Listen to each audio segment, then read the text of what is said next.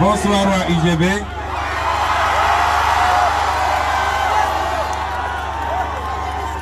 Je vais vous demander une chose.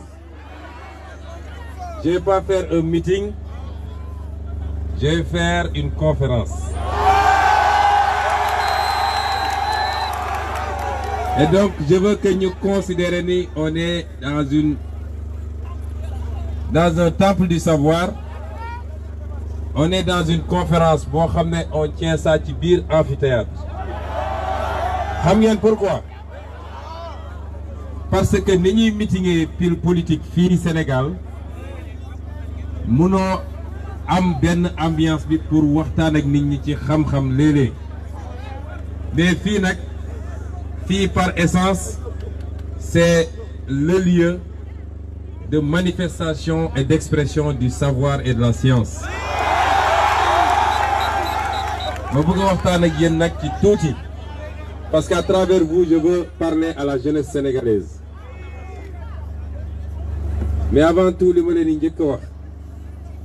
moi, vous ne pouvez pas savoir à quel point ça fait plaisir d'être chez soi.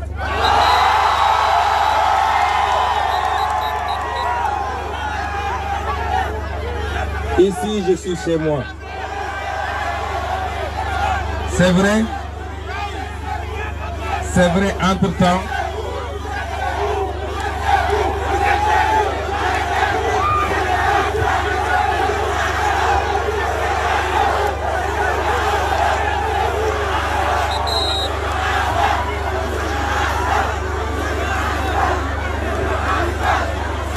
je dis que c'est vrai qu'en 20 ans, beaucoup de bâtiments ont poussé. Mais je peux vous dire qu'ici, chaque rue, chaque ruelle, chaque espace est porteur de souvenirs des 4 années pleines que nous avons passées dans cette université et 4 années qui nous ont façonnés et qui ont fait de nous celui que nous sommes aujourd'hui. J'ai été à l'université de Dakar. J'ai été accueilli comme on n'accueille personne, en tout cas aucun autre leader politique. On m'a accueilli en tant que grand frère, on ne m'a pas accueilli en tant que candidat. Et ici, on ne m'accueille pas en tant que candidat. Je veux que vous voyez en moi non pas le candidat, mais le frère. Je ne dis même pas le grand frère.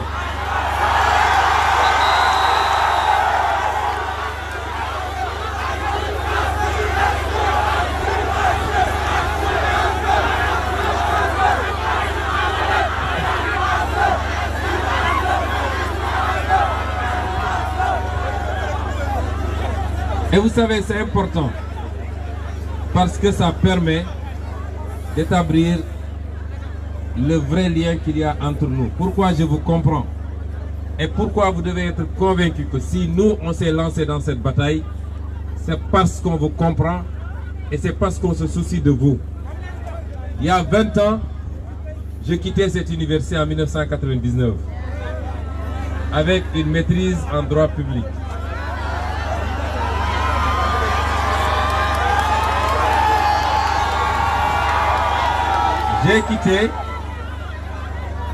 J'ai quitté cette université en juillet 1999 et j'ai intégré l'école nationale d'administration en octobre 1999.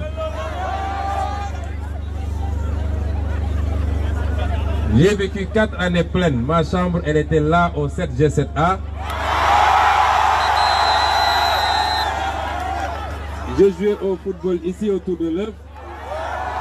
Je pratiquais des arts martiaux là-bas à la bibliothèque et je traversais tous les jours pour aller au resto et revenir. En 1997, en 1995, quand nous arrivions dans cette université, on nous disait que les 3 premières promotions de cette université, on les appelait Sanar 1, Sanar 2, Sanar 3, étaient mises dans des conditions tellement exceptionnelles qu'après le repas, ils avaient droit au dessert.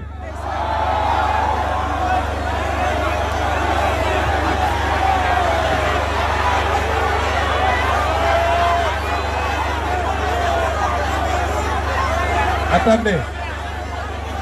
C'est pas le dessert de Macky Sall, mec. C'est pas le dessert de Macky Sall qui pense qu'avec un dessert, les colons traitaient mieux nos ancêtres que d'autres, nos parents que d'autres colonisés de l'Afrique. Et je veux dire simplement, Sanar 1, Sanar 2, Sanar 3, non seulement ils étaient très bien restaurés, mais quand ils quittaient le resto, ils avaient droit à une petite bouteille de lait et un petit sachet contenant des fruits.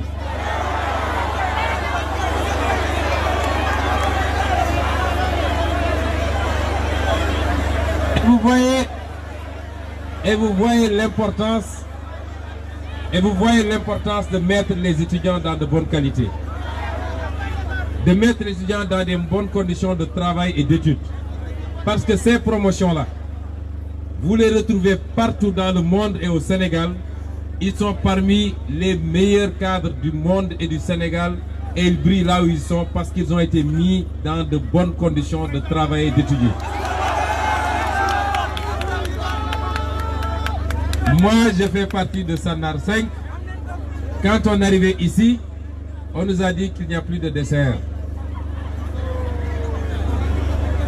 Mais au moins, quand on arrivait, dès que vous faisiez la formalité de l'enregistrement, on vous donnait systématiquement, immédiatement une chambre.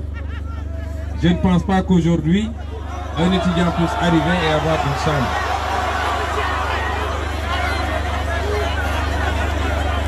Et nous avions la chance d'avoir des chambres individuelles. Parce que c'était une grande chambre séparée par un petit mur et chacun avait sa petite chambrette. Nous avions au moins cette chance-là. Et quelques années plus tard, quand je suis revenu, je suis allé au 7G7A. On m'a dit qu'ils étaient à 7 dans la petite chambrette. Je ne dis pas dans les deux chambres.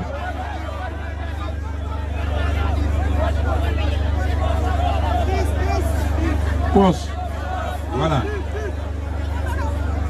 En 1997, 2 ans après mon arrivée ici, la situation s'était tellement dégradée qu'il y a eu une grève et c'était la première fois que, ici à Sanar, on a ouvert le feu à balles réelles contre des étudiants et il y a eu des blessures graves dont certains ont été évacués en France. Aujourd'hui, on nous parle de mort d'homme. Un étudiant a été assassiné ici et jusqu'à présent, la lumière n'a pas été faite sur cet assassinat contre un étudiant.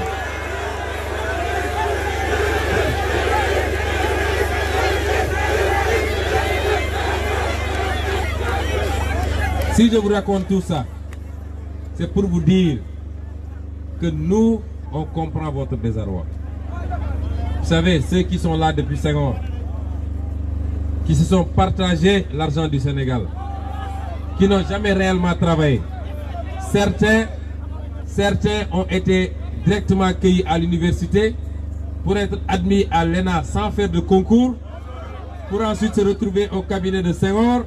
Et c'est ces gens-là qui aujourd'hui encore se disputent les pouvoirs et en se prévalant d'une expérience qui ne consiste qu'en la corruption, le népotisme, le détournement d'argent public, le clientélisme et le manque criard de patriotisme. Nous avons vécu ce que vous êtes en train de vivre. Je comprends votre désarroi, je comprends votre frustration. Mais je comprends surtout votre inquiétude. Quel est l'avenir qui est réservé par ce pays à sa jeunesse? Chacun d'entre vous doit toujours se poser, je sais, dans sa tête cette question. Dans quelques mois, dans quelques années, je termine mes études. Qu'est-ce que je vais faire dans ce Sénégal?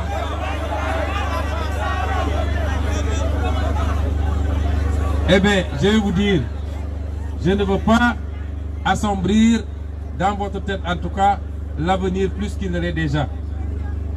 Mais je suis obligé d'être franc avec vous parce que je suis votre grand frère. Et la franchise m'oblige à vous dire que tant que le système fonctionnera, tant qu'il fonctionne, votre avenir ne peut pas être très radieux. Tant que le système fonctionnera comme il fonctionne, il n'y aura que 15% ou 20% d'entre vous qui pourront trouver un espace d'expression dans un marché du travail qui n'existe pratiquement pas au Sénégal. C'est ça la vérité. Vous savez pourquoi? Parce que le système tel qu'il fonctionne beaucoup plus pour servir les intérêts étrangers que pour servir les intérêts des Sénégalais. Et c'est pourquoi la question de la souveraineté, elle est celle-là qu'il faut poser et qui doit être au cœur de cette campagne électorale.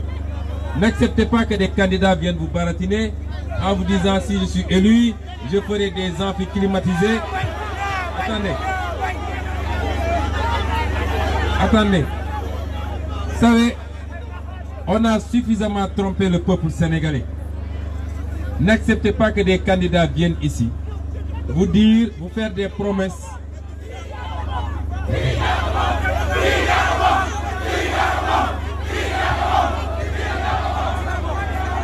dama ne bu leen nangu ay candidats di ñëw fii di fi def ay promesses naan leen su ngeen ma fale tous les étudiants auront la bourse, où il y aura des amphis climatisés, où je vous garantis tous le travail. Dites-leur d'accord.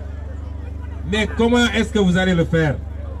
Parce que vous n'avez jamais entendu un candidat dire le comment. Vous savez pourquoi ils ne vous diront pas le comment?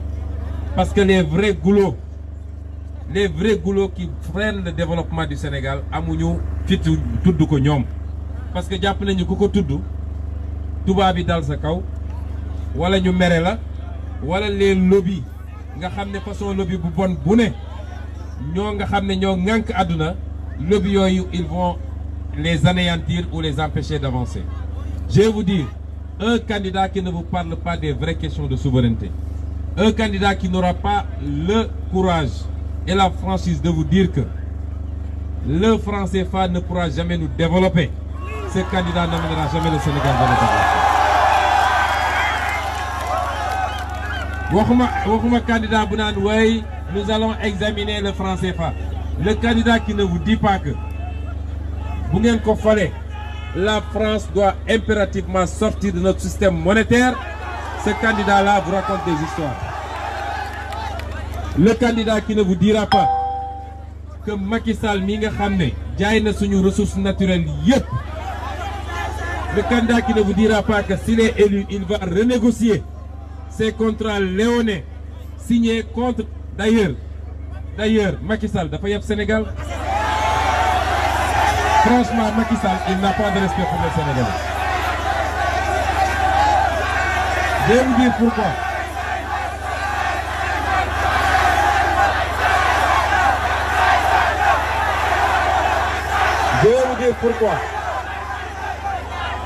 Je vais vous dire pourquoi. Question yi may évoqué yëpp nag. Vous les étudiants, mais tous les Sénégalais. Gis nga tappalekat yi suñu bëggee tappale. suñu waree wax une question importante dañ naan c'est une question technique. Mais ñun xel bu ñu yàlla jox c'est pourquoi. Ce que vous étudiez c'est pas technique. Su ngeen déggee ñu ne leen c'est une question technique rek mooy ñoo ngi tappale wala ñoo ngi jaay réew mi. Pourquoi je dis que Macky Sall dafa yab Sénégalais. Macky Sall 2015 dañu commencé xeex ak moom ne ko Macky Sall yaa ngi jaay suñu pétrole yaa ngi jaay suñu gaz jaay nga suñu zircon jaay nga suñu phosphate jaay nga suñu géej gi yaa ngi jaay suñu suuf si. On lui a dit pour le pétrole et pour le gaz. Écoutez-moi une minute rek. On lui a dit pour le pétrole et pour le gaz, c'est pas encore trop tard. Arrêtez ce que vous êtes en train de faire. Nous changer code pétrolier bi totalement, puisque maintenant il est avéré qu'on a découvert du gaz au Sénégal et du pétrole à Sangomar et à Saint-Louis. Bu ñu defaraatee suñu code ba mu nekk à notre avantage, ñu doog a nag commencer signer de nouveaux contrats sur la base d'un appel d'offres international. Macky Sall lank ba tëdd ci suuf ànd ak rakam ànd ak Aly Ngouille Ndiaye ak yeneen saay-saay. Écoutez-moi bien. Xam nga ñun man li may wax dama koy assumer te suñ ma mënaloon dara def nañ ko bu yàgg. te tey su ma nekkoon seen place yéen ñëpp xam ngeen ñoom fu ñu jëm man maa ngi doxantu di leen romb mënaluñ ma dara. Je vais vous dire, quand on lui a dit ça, il a refusé. Entre 2015 et maintenant, bien que xam na ni li muy def tegul yoon ci la signeel Total ci la signeel BP ci la signeel keneen ak keneen te bi muy signé xam na ni li muy signé baaxul pour Sénégal. Maintenant il attend ba tey campagne jot mu naan day renégocier contrat yi est-ce que ça Sénégalais loolu war na mën a dugg seen nopp. Je le dis et je le redis, ce qu'ils ont fait avec nos ressources naturelles, c'est une trahison d'État. Ils vont rendre compte au peuple sénégalais. Mais ñun li suñu priorité mooy il faut impérativement, et nos hommes politiques n'osent pas le dire, l'homme politique qui ne renégocie pas nos contrats, parce que rien qu'avec une renégociation de ces contrats-là, je peux vous garantir qu'on multiplie le budget du Sénégal par 5 en 2 ans.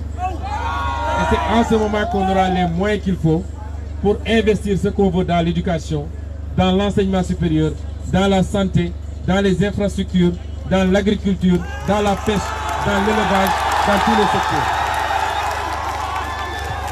Si on ne le fait pas nag ak candidat bu mu jig mën a gagner su ko deful xam nga lu muy def toog jël suñu avion def ci kérosène dem groupe consultatif de Paris di leb ay 7000 milliards boo xam ne nous et nos enfants on va payer ces dettes-là alors que nous avons des ressources souveraines qui auraient pu servir à financer notre développement. L'homme politique qui ne vous dit pas que s'il est élu, il va protéger notre économie en rejetant les accords de partenariat économique, cet homme-là n'est pas un patriote et ne pourra pas développer le Sénégal. Voilà les vrais enjeux qu'il faut oser poser. Et si on veut changer le Sénégal, ñun suñu génération bii parce que ñoo bokk génération ñun ñu féete kaw yéen ngeen féete digg bi booy ne ci suuf dafa doy ñu ñuy gëmloo ni yéen toog leen di xaar. Mais est-ce que vous pensez que quand même pensiez-vous que actuellement Moustapha Niasse Ousmane Tanor Dieng ak xawma kan ak kan vous pensez que ces gens-là peuvent être l'avenir du Sénégal? jàpp ngeen ni tey Assemblée nationale Sénégal ñoo ko doon diriger. Où sont les jeunes Sénégalais, les cadres que vous êtes? Les compétences sont là. On vous dit attendez, vous n'êtes pas encore mature, vous n'êtes pas, c'est faux. En Assemblée nationale française, vous allez voir des députés qui ont 21 ans et qui sont de très bons députés. Vous leen nangooti ñu complexé leen. Dans le public comme dans le privé, ci politique bi, ci entrepreneuriat bi, c'est vous qui allez faire le Sénégal, c'est pas ces vieillards-là. Et ça passe par déjà réussir l'étape de février, du 24 février 2019. Il faut un coup de balai générationnel. Su ma nee générationnel nag ça veut pas dire que dañuy génne mag yëpp mag ñi ci baax seen xam-xam baax seen loxo set ils viendront travailler avec nous. Mais fondamentalement c'est cette jeunesse-là qui va construire ce Sénégal.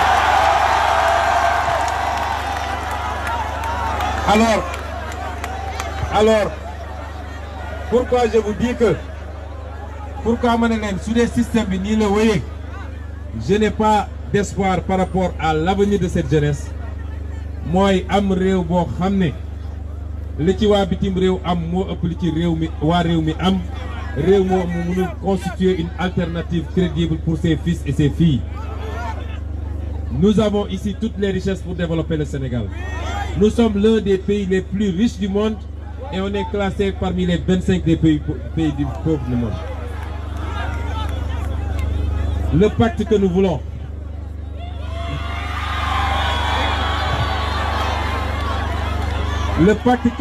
avec vous, li ñu bëgg, l'histoire a commencé.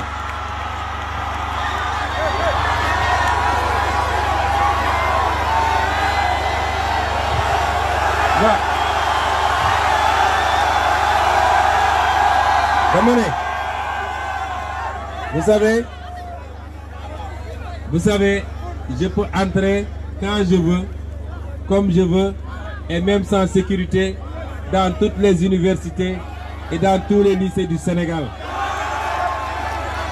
am na koo xam ne su fa waroon dugg 48 heures 48 heures à l'avance waxuma la armée kese mais même les réservistes sax dañ leen di génn ji. Quand quelqu'un a peur de sa jeunesse, c'est parce qu'il a lamentablement échoué. Alors, li tax ma développer lii lépp, vous savez c'est pourquoi je veux que nous partagions un projet. Je ne suis pas venu vous dire élisez-moi. ñëw ma ne leen fal leen ma. xam ngeen nu ma leen ñëw wax. dañu bëgg ñu établir un pacte entre nous. Parce que réew soxlawul ay prophète ak ay messie. nitu neen la je vous dis fii ngeen toll nii fii laa toll woon. Mon histoire a commencé ici, en tout cas à partir du moment où j'ai commencé à prendre conscience d'un certain nombre d'enjeux. Je ne suis pas un messie, je ne peux rien sans vous. Li woon suñu responsabilité mooy créer le déclic parce que gars yi tegoon nañu benn système boo xam ne dañu ëlëboon xelu sénégalais yëpp jeunes yi à désespéré ñun quand ñu si on était désespéré mag ñi démissionné baykat yi sonn nañu ñëpp dañu mujj ne nañu bàyyi mbir mi loxo yàlla xanaa yàlla dinañu wàcceel dara waaye yàlla xam nga yàlla nee na yàlla dafa wax ni man duma soppil aw xeet la mu mën a soppilal boppam dañuy njëkk a def suñu loxo yàlla fekk ñu si ba tax nag man lii woon suñu responsabilité c'est de ressusciter cet espoir-là, de faire comprendre aux Sénégalais qu'on nous a assez menti, que cette classe politique li ci ëpp vous les voyez de loin costume cravate ñuy wax ay discours waaye su ngeen xamoon le niveau d'indigence morale et intellectuelle de la majorité de cette classe politique waxuma la ngeen sànni leen carte waaye ku fi romb bu moytul ngeen duma ko. Il est temps qu'on finisse avec ça. Les étapes manquées de notre histoire, de Mamadou Dia, de Cheikh Anta Diop et de beaucoup d'autres, am nañu tey une opportunité de reprendre notre destin en main. Et pour ce pacte-là, pour que ñu egg si, je vous parle de moi, je veux que cette jeunesse-là, et je lui garantis qu'elle n'aura jamais à le regretter, je veux que cette jeunesse-là porte ce projet. ngeen wane ni projet bi jaral na leen parce que projet bi c'est votre projet. Le projet c'est pour un autre Sénégal, c'est pour un Sénégal souverain, c'est pour un Sénégal boo xam ne kenn ku ne ci ñun dina am fierté d'être sénégalais parce que la richesse nationale non seulement revient au pays mais est correctement redistribuée ba région bu nekk jot ci wàllam, département bu ne, village bu ne, mais chacun des citoyens sénégalais des 14 millions mën ci jot wërsëgam. Ce projet-là, il faut que vous le portiez. Ce projet est totalement différent de ce que Macky Sall a fait pendant 7 ans. jaay suñu réew ku wax mu duma la daa di instrumentaliser la justice séddoo moom ak ay njabootam. C'est totalement différent ce que nous proposons. Maintenant, comment on peut concrétiser ce pacte? ñaar la xam ngeen pour un contrat doit être peut-être synalagmatique pour les juristes. J'ai oublié un peu le droit nag parce que je suis beaucoup plus économiste que ça. Mais li ma bëgg ngeen xam projet bi ñaari wàll la yéen a war a remplir seen wàll fi mu toll nii. Il vous reste 6 jours pour le faire. Continuez le travail que vous aviez commencé à faire. dugg leen ci kër yi woo leen parents yi bu leen ne rek man damay voté ji de yéen xam ngeen ni ñu ci bëri ci yéen am nañu possibilité influencer les parents. Parlez aux parents. Il faut convaincre les parents. Ensuite, il faut aller massivement voter. ne leen ko jaral amul dañ ma andilul bus. Attendez, écoutez ma wax leen amul nañ ma andil bus parce que j'habite à Kédougou. ku dëkk Kédougou sax na la ko jaral jëlal sa daggitu bourse nga dem Kédougou nga voté. Parce que, vous savez, la carte d'électeur de cette année, ça vaut beaucoup plus que tout l'or de Sabodala. Parce que ce qui va se passer le 24 va déterminer les 50 prochaines années du Sénégal. Dans un sens comme dans l'autre. Day baax mbaa mu bon. Kon loolu, il faut en prendre conscience. Ñun daf ñoo jaral sacrifice. Man jaral na ma sama bakkan. Ñàkk naa ci sama liggéey mais je rends grâce à Dieu. maa ngi ciy dégg chaque jour ñu ngi may saaga ñu ngi may xas ñu ngi wax ne mais jaral na ma ko. Mais ce qu'on attend en retour mooy ngeen woon nit ñi yéen it vous avez bien compris le message et que vous sortiez pour aller voter massivement. Voter et faire voter. Mais si ngeen voter ba pare sécuriser le vote parce que les gens que nous avons en face ku tàmm sàcc ay milliards xam nga ni sàcc élection jaaxalu ko. Restez dans les bureaux de vote, supervisez et refusez systématiquement ku ñëw naan day def foofu yi ñu tàmmoon gis ci élection yi. Si vous faites ça, toog ba ñu dépouiller ba pare ba compter les bulletins ba signer les PV yéen wàccoo ngeen ak ñun. Vous avez fait ce que vous deviez faire. Et si vous le faites, soyez assurés que on peut même en finir avec Macky Sall dès le premier tour. Maintenant nag, quand vous aurez fait ça, yéen seen part ci contrat bi def ngeen ko.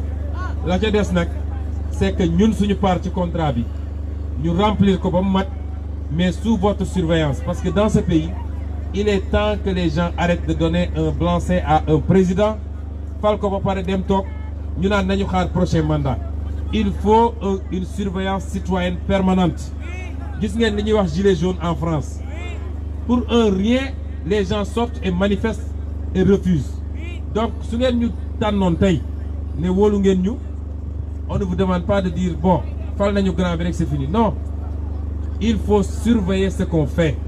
Bu dee jaarul yoon, soyez les premiers à dénoncer, à manifester, à dire non, on n'est pas d'accord. C'est comme ça qu'on va s'aider mutuellement à faire de ce pays un grand pays. La ca des nag, on a un programme ambitieux pour la jeunesse du Sénégal. On a un programme ambitieux pour cette jeunesse. Néew ñu ñëpp mën nañu am liggéey de parce que amul fenn du Amérique du Italie du France du feneen. Mais ñun li ñu bëgg a def, prenez le soin de télécharger notre programme et lisez-le. Bu ñu yàlla mayee ñu appliquer ce programme-là, je peux vous assurer que vous tous, vous serez fiers d'être Sénégalais. C'est ça l'enjeu de 2019. Nous allons tous travailler à y arriver. On va se battre parce que jar nañ ko. Le ca des nag, je suis très content de vous. Dinaa jaar seet sama ziar sama néeg def un petit pèlerinage. Jàpp naa ni waa UGB fii yàlla daf ñu fay defal barke. Donc gëm naa ni si l'UGB est avec le candidat Ousmane Sonko, gëm naa ni tout le Sénégal sera avec le candidat Ousmane Sonko. Donc victoire au premier tour le 24 février 2019, je vous remercie.